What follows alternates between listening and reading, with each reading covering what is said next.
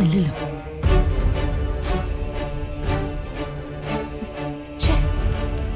ഇവരെന്താ ഇതുവരെ വരാത്തത്?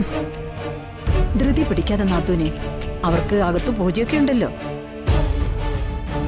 ശരിയാ, അവരുടെ അവസാനത്തെ പൂജകൾ ഭംഗിയായി നടക്കട്ടെ.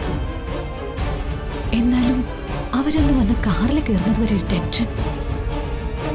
ഒരു ടെൻഷനും വേണ്ട. ഇന്ന് ഗംഗയുടെയും മഹിയേട്ടന്റെയും ആ കുട്ടിപ്പിശാശിന്റെയും അവസാന യാത്രയായിരിക്കും. നടക്കില്ല ശ്രേയേ. എന്റെ മോളുടെയും മഹിയേട്ടന്റെയും ഗംഗയുടെയും ശരീരത്ത് ഒരു നുള്ളു മണ്ണ് വീഴാൻ ഞാൻ അനുവദിക്കില്ല.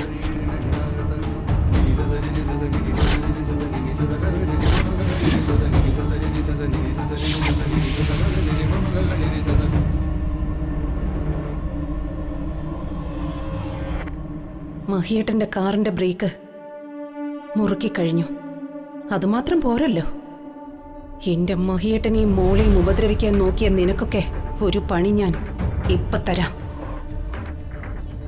മഹിയേട്ടന്റെ കാറിന്റെ ബ്രേക്കല്ലേ നീയൊക്കെ കളഞ്ഞത്?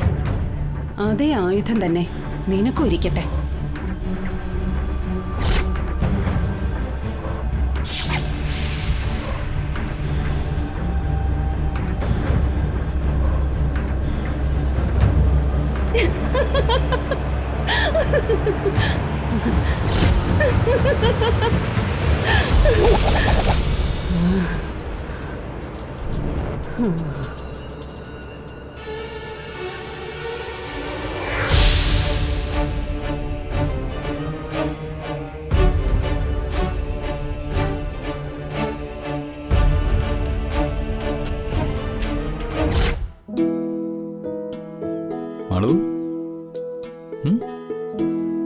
അതെ, കല്യാണം കഴിഞ്ഞില്ലേ, പിന്നെ എന്തിനാ ഇവിടെ ഇരിക്കുന്നേ? നമുക്ക് പോണ്ടേ? പോവാം മാളു, കുറച്ചു നേരം കൂടി ഇരിക്കട്ടെ അല്ലേ ഗംഗ? അതെ, അത് മാളൂന് മനസ്സിലാവാത്തോണ്ടാ. മനസ്സ് ശാന്തമായിട്ട് ഈ ഇരിക്കുന്നതിനൊരു സുഖം.